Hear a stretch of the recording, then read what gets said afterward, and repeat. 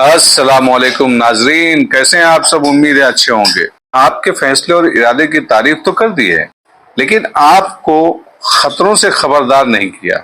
उन्होंने आपको ये मशवरा नहीं दिया कि सलेबी तुम सबको घेरे में लिए हुए हैं, मस्जिद अक्सा पर कुफ्फार कब्जा है, लिहाजा इन हालात में बेहतर होगा कि आप गमस्तीन और हलब के उमरा वगैरह सलाहुद्दीन अय्यूबी के पास जाएं, और अगर आप ही सच्चे हैं तो उन्हें झूठा और सुल्तानी का लालची साबित करें। मगर आपके सालारों ने आपको ऐसा कोई मशवरा नहीं दिया। आपके सालारों ने आपको ये भी नहीं बताया सलाहुद्दीन अय्यूबी ने अलिस्तान के पहाड़ी इलाके को अड्डा बनाकर अपने दस्ते दूर दूर तक इस तरह फैला दिए हैं कि आप उस मुहासरे में लेने का ख्वाब भी नहीं देख सकते। आप उन्हें ले नहीं सकते।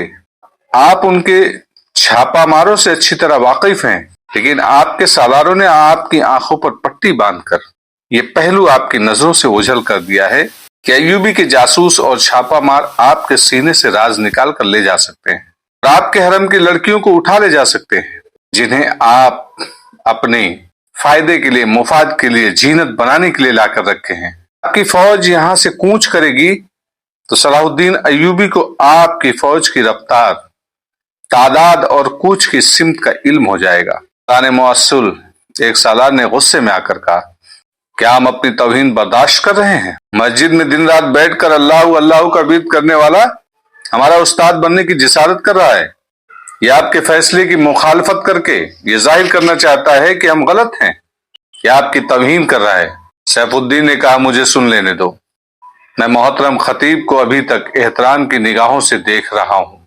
बोलिए मोहतरम खतीब, अजीजुद्दीन ने तंजिया कहा। इसके बाद आपको यह भी बताना होगा कि आपकी वफादारियां किसके साथ हैं, हमारे साथ या सलाहुद्दीन अय्यूबी के साथ। मेरी वफादारियां अल्लाह और उसके रसूल के साथ है।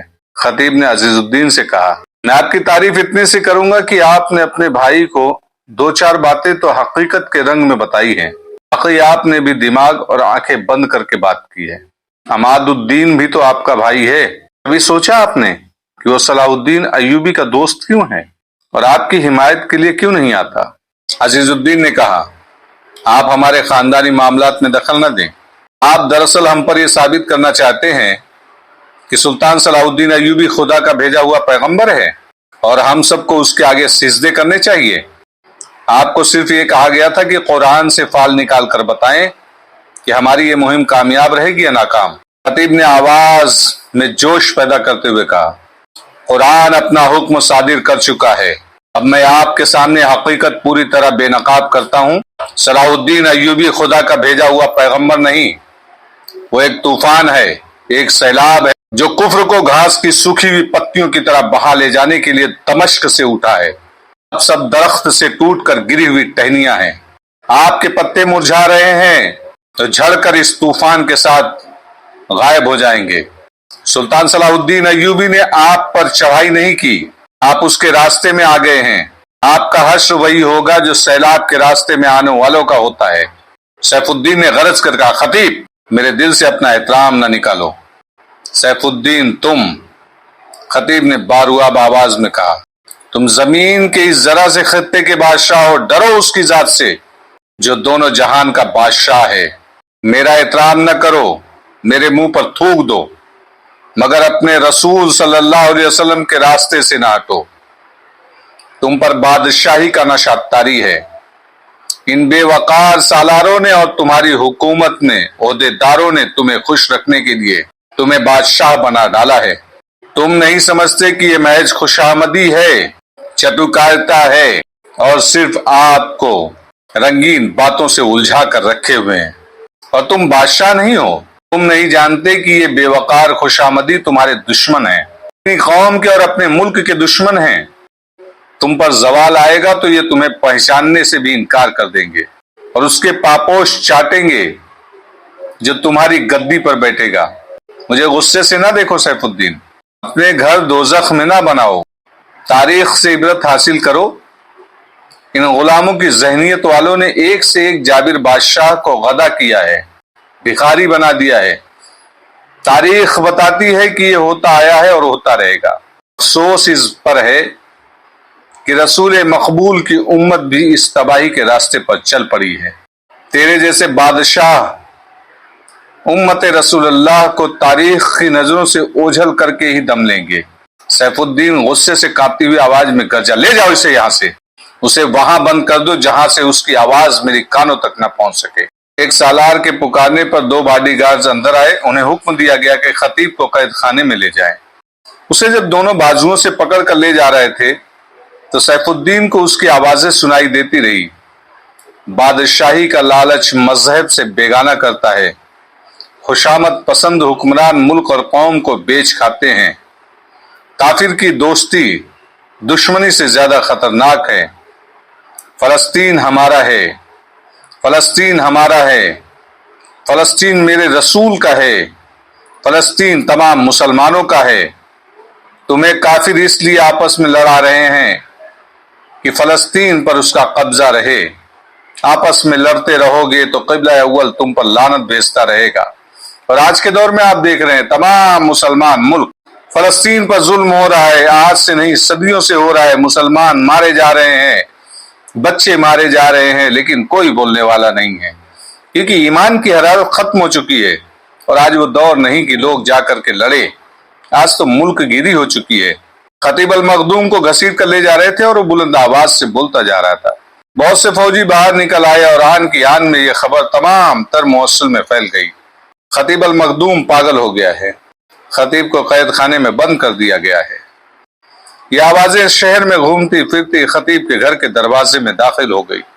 اس گھر میں خطیب کی نوجوان بیٹی تھی، اس گھر میں یہی 2 افراد تھے، یہ لڑکی اور اس کا باپ خطیب۔ خطیب کی یہ واحد اولاد تھی، اکیلی اولاد تھی، ان کی بیوی عرصہ گزرا مر گئی تھی۔ خطیب نے دوسری شادی نہیں کی، وہ اسی بیٹی کے سہارے جی رہے تھے اور بیٹی اس کے خاطر زندہ تھی۔ بہت سی عورتیں ان کے گھر میں چلی گئی، یہ گھر سب کے لیے بڑا ہی قابل احترام تھا کیونکہ یہ خطیب کا گھر تھا۔ عورتوں نے لڑکی سے پوچھا کہ اس کے باپ کو اچانک کیا ہو گیا ہے، کیا واقعی وہ پاگل ہو گیا ہے؟ ایسا ہونا ہی تھا، ایسا ہونا ہی تھا، لڑکی نے کہا۔ اس کے انداز میں ٹھہراؤ تھا، افسوس اور گھبراہٹ نہیں تھی۔ اس کے بعد اس کے پاس جو بھی عورت آئی لڑکی نے یہی کہا، ایسا ہی ہونا تھا۔ موصل میں خطیب کو قید خانے میں ڈال دیا گیا۔ ایران میں 2 سالار شمس الدین اور شادبخت گمستگین نے قید خانے میں ڈال دیا۔ گمستگین کو پہلی بار پتا چلا کہ اس کے دونوں سالار دراصل صلاح الدین ایوبی کے آدمی ہیں اور جاسوس۔ ان دونوں کو قید خانے میں ڈال کر گمستگین رات کے وقت قید خانے میں گیا۔ شمس الدین اور شادبخت کو ان کی کال کوٹری سے نکلوا کر انہیں اس جگہ لے گیا جہاں قیدیوں سے راز اگلوانے کے لیے کئی ایک وحشیانہ طریقے اختیار کیے جاتے تھے۔ وہاں 2 آدمی اس طرح لٹکے ہوئے تھے کہ چھت کے ساتھ بندھی ہوئی رسیوں سے ان کی کلائیاں بندھی ہوئی تھی، ان کے پاؤں زمین سے کوئی 2 فٹ اوپر تھے اور ٹخنوں کے ساتھ کم و بیش 10-10 کلو وزن کے لوہے کے ٹھوس گولے بندھے ہوئے تھے۔ موسم سرد ہونے کے باوجود ان کے جسموں سے پسینہ اس طرح پھوٹ رہا تھا جیسے ان پر پانی اڈیل دیا گیا ہو۔ ان کے بازو کندھوں سے الگ ہوئے جا رہے تھے، وہاں خون کی بدبو تھی اور گلی سڑی لاشوں کا تعظم بھی۔ انہیں دیکھ لو، گمستگین نے دونوں بھائیوں سے کہا، انہیں دیکھ لو، اس قید خانے میں آنے تک تم میرے فوجوں کے مالک تھے، شہزادے تھے، اب تم بیکار جذبات میں الجھ کر اس دوزخ میں آ گئے ہو، تم غدار ہو، تم میرے آستین میں سانپوں کی طرح پلتے رہے ہو۔ میں تمہیں اب بھی بخش دینے کے لیے تیار ہوں، مجھے صرف یہ بتا دو کہ جن لڑکیوں کو تم نے یہاں سے بھگایا اور جو 2 آدمی ان کے ساتھ گئے ہیں وہ کہاں گئے ہیں اور یہاں سے کیا راز لے کر گئے ہیں۔ شمس الدین اور شادبخت مسکرا دیے اور خاموش رہے۔ گمستگین نے کہا، وہ صلاح الدین ایوبی کے پاس گئے ہیں، کیا یہ جھوٹ ہے؟ دونوں نے کوئی جواب نہ دیا۔ گمستگین نے کہا، ان دونوں کو دیکھ لو، یہ تو جوان ہے اس لیے ابھی برداشت کر رہے ہیں، تم دونوں کو میں نے ان کی طرح لٹکا کر یہی کام تمہارے ساتھ کیا، تو تم تھوڑی سی دیر میں اپنا سینہ کھول کر میرے آگے رکھ دو گے، اس کے بغیر ہی مجھے سب کچھ بتا دو۔ شمس الدین نے کہا